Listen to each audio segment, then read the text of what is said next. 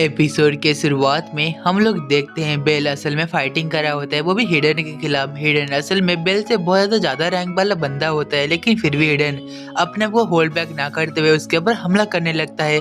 एक हमला उसका बेल को सीधा डायरेक्ट जाके हिट होता है और हम लोग देखने लगते हैं बेल का जो एक हाथ होता है वो असल में बहुत ही घायल हो चुका होता है, लेकिन फिर भी बेल वो हिडन के ऊपर अपने चाकू से हमला करता है।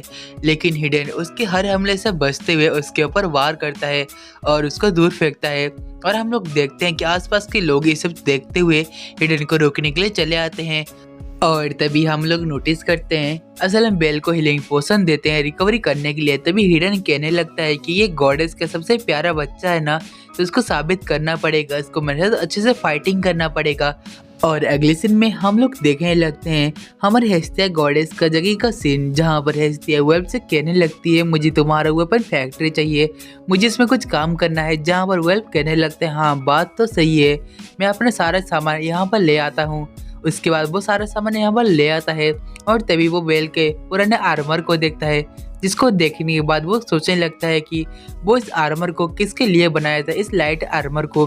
और तभी हिस्ट्रिया इस बात को सुन के वहाँ से बिना कुछ कहे बांध जाने लगती है। और अगले सीन में हमारे हेस्टे वेल्फ के वेपन सबको देखने के लिए आती है, क्या कुछ वहाँ पर कुछ छूट तो नहीं गया। और अगले सीन में हम लोग देखने लगते हैं वहाँ पर असल में आपसी चली आती है और कहती है गॉडेस। उसके बाद हमारी जो हेस्टिया होती है वो असल में आपसी को देख के बहुत ही इमोशनल हो जाती है, उसको पकड़ कर रोने लगती है। और तभी आपसी उसको सारी बातें बताने लगती है। और अगले सीन में हम लोग देखने लगते हैं जहाँ पर हेस्टिया उसको वो पेपर देती है आपसी को, और उस टाइम पर आपसी कहने लगती है कि असल में जो रिवसान है उसको पकड़ लिया गया है। और जहाँ तक बात रही बेल की, उसकी हालत सच में बहुत ही ख़राब है, क्योंकि उसके ऊपर आए दिन सबसे अपर रैंक वाले बंदों से उसके ऊपर हमला किया जाता है और वो उनसे फाइटिंग करता है। और उसके बाद हमारे हेस्टिया कहती है कि हमको ये चार्म को हटाना पड़ेगा इस सिटी के ऊपर से। और तभी आपसे कहने लगती है कि लेकिन मुझे पता नहीं असल में इस चिट्ठी में लिखा क्या है। और तभी हमारी हेस्टिया कहने लगती है वो सही टाइम कब आएगा जब मैं इस चिट्ठी को उसके साथ डिलीवर करूंगी, मतलब हेरमेस को डिलीवर करूंगी। और उसके बाद हमको बेल को दिखाया था जो कि असल में मन में सोच रहा होता है वो अभी करेगा क्या, क्योंकि हर दिन वो खाता है सोता है और वो फाइटिंग करता है, उसके पास कुछ भी काम नहीं है। उसके बाद वो गॉडेस फ्रेया के पास जाता है, जहाँ पर गॉडेस कहती है तुम यहाँ पर आके सो सकते हो। और वो कहती है कि मैं तुम्हें प्रॉमिस करती हूँ मैं ऐसे जाऊँगी नहीं। और अगली से मैं बेल के पास गॉडेस फ्रेया लेट के सो रही होती है। और तभी गॉडेस प्रिया उसको कहने लगती है कि सब कुछ ठीक हो जाएगा। और उस टाइम पर वो उसको कसकर पकड़ लेती है। और अगले सीन में हम लोग देखने लगते हैं बेल अपने मन में सोच रहा होता है कि क्या सच में उसका जो ओल्ड मेमोरीज है हेस्टिया के साथ वो सब कुछ फेक है। और वो कहने लगती है क्या जो श्रेया सर मुझे प्रपोज किया था वो सब कुछ फेक था। और अगले सीन में हमारी प्रिया समा नोटिस करती है असल में जब बेल था वो असल में सो चुका था। इस चीज को देख के वो थोड़ी सी मायूस होती है। और हम लोग अगली सीन में देखते हैं जहाँ पर बेल असल में हिडन से पूछ रहा होता है श्रेया के बारे में, जहाँ पर हिडन कहने लगता है कि ओरेरियो में ऐसा कोई बंदा नहीं है बंदी नहीं है जिसका नाम श्रेया हो। और उसके बाद वो कहने लगता है बेल तुम्हारे पीछे फ्रेया गॉडेस ने कुछ गार्ड भेजे हुए हैं तुमको अपने निगरानी में रखने के लिए। और उसके बाद बेल उससे पूछने लगता है क्या मैं पागल तुम्हें लगता हूँ। और उस टाइम पर हिडन कहने लगता है तुम यदि ऐसी हरकतें करते रहोगे पागल और तुम में कोई भी डिफरेंस नहीं रहेगा। और हम लोग अगले सीन में देखते हैं जहाँ पर हिडन सभी गार्ड को मना कर रहा होता है कि बेल के ऊपर ध्यान रखने के लिए। इस बात को सुनने के बाद बयान पूछने लगता है असल में ऐसा क्यों है, क्या हमने कोई गलती की है। और तभी हिडन कहने लगता है असल में डंजन के अंदर लोकी फैमिली बहुत आगे तक सफर कर चुकी है, इसलिए हमको उनको हराना पड़ेगा। इस वजह से हमको बेल के ऊपर कम ध्यान देना पड़ेगा और सारे सिपाहियों को लेके हमको डंजन के अंदर जाना पड़ेगा। और अगले सीन में हम लोग देखते हैं जहाँ पर बेल असल में श्रेया को ढूंढने के लिए फिर से सिटी में आया हुआ होता है। और वो नोटिस करता है कि हेरमेस की फैमिली मेंबर गिल्ड का गाइडेंस मानते हुए सभी के घर में कुछ कुछ लकड़ियाँ वगैरह दान दे रहे होते हैं। और अगले सीन में बेल मामा मियाँ के रेस्टोरेंट में जाती है और वो पूछता है ये हमारा कोई श्रेया नाम की लड़की है। और तभी वहाँ पर सभी लोग कहने लगते हैं तुम्हें मैं कितनी बार कहा यहाँ पर श्रेया नाम की कोई भी लड़की नहीं है।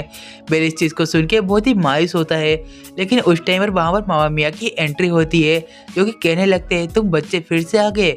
और तभी वो जाने वाला होता है, लेकिन मामा मियाँ उसको रोक लेती है और वो कहने लगती है, अब तुम्हें पता है मैं भी फ्रेया फैमिली की एक मेंबर थी, लेकिन उनका जो ट्रेनिंग ग्राउंड होता है वो बहुत ही कठिन होता है, मुझे पता है तुम बहुत सफ़र किए होगे।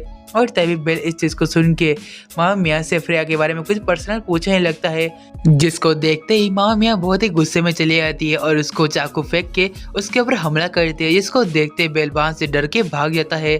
और उस टाइम पर बेल भागते हुए एक जगह पर चला आता है और वहाँ पर मन में सोचता है, मैं लगभग 1.5 साल के बाद मामा मियाँ से बात कर रहा था, लेकिन फिर भी मुझे उससे अपना सा फील हो रहा है, लेकिन मैं क्या सोचूं, क्या मैं सच में उनसे पहले मिला था या नहीं मिला, मैं समझ नहीं पा रहा हूँ। लेकिन फिर भी मैं अपने ऊपर भरोसा रखता हूँ, मैं श्रेया और बाकी सबको ढूंढ के रहूंगा। और उसके बाद हम लोग देखते हैं आइसान, टियोना और टियोने को, और उस टाइम पर बेल उनके सामने चला आता है, जिसको देख के टियोना और टियोने कहने लगते हैं, फ्रेया फैमिली का मेंबर तुम यहाँ पर क्या कर रहे हो।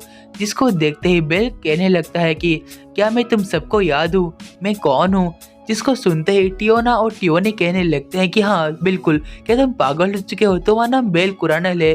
और तभी इस सब चीज़ों को सुनते हैं वहाँ से आइसन उसके साइड से निकल जाती है, लेकिन तभी वहाँ पर वो सभी लोग मतलब टियोना और टियोने एक चीज़ को देख के बहुत ही शौक थे, क्योंकि जो आइसन होती है वो बेल को पकड़ लेती है और उस टाइम पर वो कहने लगती है, क्या तुम मेरे साथ ट्रेनिंग करने जाओगे और मैं तुमको अच्छे से ट्रेन कर सकती हूँ।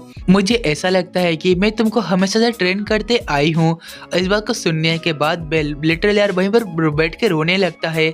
और अगले सीन में हम लोग देखने लगते हैं जहाँ पर बेल असल में हिडन से फिर से फाइटिंग करने के लिए आ जाता है, जहाँ पर बेल हिडन को मतलब उसके ऊपर पूरी जोश के साथ हमला करता है और वो कहने लगता है कि मुझे पता है मैं फ्रेया फैमिली का पार्ट नहीं हूँ, तुम सब लोग मुझे फोर्स कर रहे हो फ्रेया फैमिली का एक पार्ट बनने को। और इस चीज़ को सुनने के बाद हमारा जो हिडन होता है वो उसके ऊपर लाइटिंग बोल्ट से हमला करता है, लेकिन हमारा जो बेल होता है वो असल में अपने फायर बोल्ट को यूज करते हुए उस हमले को नलीफाई कर देता है और उसके तुरंत बाद उसके ऊपर हमला करने के लिए आगे बढ़ता है।